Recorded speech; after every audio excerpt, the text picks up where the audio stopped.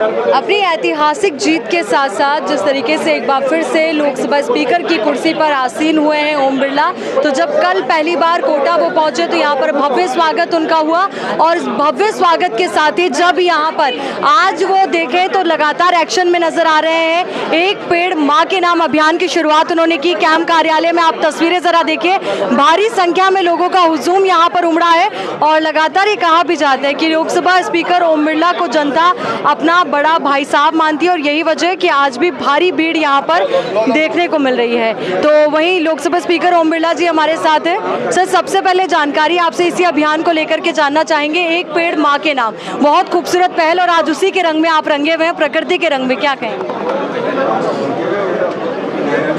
दुनिया के अंदर जिस तरीके से जलवायु परिवर्तन हमारे लिए चुनौती है, उस समय दुनिया का सबसे बड़ा देश, उस देश के अंदर हमारी जीवन शैली पर्यावरण के अनुकूल होना चाहिए।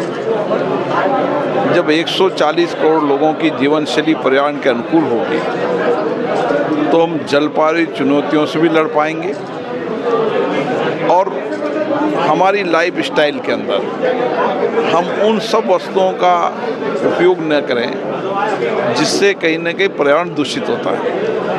और इसी तरीके से पर्यावरण को सुरक्षित और संरक्षण रखने के लिए एक पेड़ अपनी माँ के नाम का अभियान शुरू माननीय प्रधानमंत्री ने किया है। इसको जन आंदोलन बने, समाज के सभी लोग अपनी अपनी नाक के नाम पेड़ लगाएं और उसको संरक्षण करें। जैसे एक माँ अपने बेटे को पालती है, परोसती है, अच्छे संस्कार देती है, उसी तरीके से धरती को माँ मानते हैं और पेड़ की पूजा भी करते हैं। हमारी संस्कृति संस्कार में तो हम उसको इसी अभियान में लेंगे तो पेड़ लगाएंगे भी सही, पेड़ को संरक्षण भी करेंगे और फलते फूलते देखेंगे ताकि वो समाज के अंदर जलवायु परिवर्तन चुनौतियों से निपट सके, पर्यावरण सुरक्षित रख सके।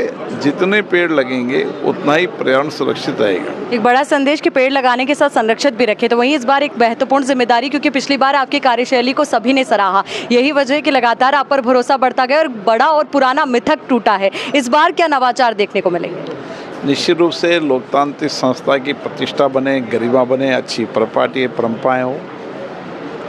दुनिया का सबसे बड़ा लोकतंत्र है हमारा है और जिस पारदर्शिता के साथ, निष्पक्षता के साथ हमारे चुनाव होते हैं, संसद भी जनता के प्रति उतनी जवाबदेही बने। संसद में अच्छी चर्चा हो, डिबेट हो, सहमति असहमति हो, सबके विचार आएँ ताकि हम संसद के माध्यम से लोगों के जीवन में सकारात्मक परिवर्तन ला सकें। राजस्थान में ओम बिरला जी कहा जा रहा है बीजेपी का शक्ति केंद्र, और वहीं दूसरी ओर ये कहा जा रहा है कि संसद भवन में कांग्रेस एग्रेसिव मोड में है, तो उसको किस तरीके से आप देखेंगे सर?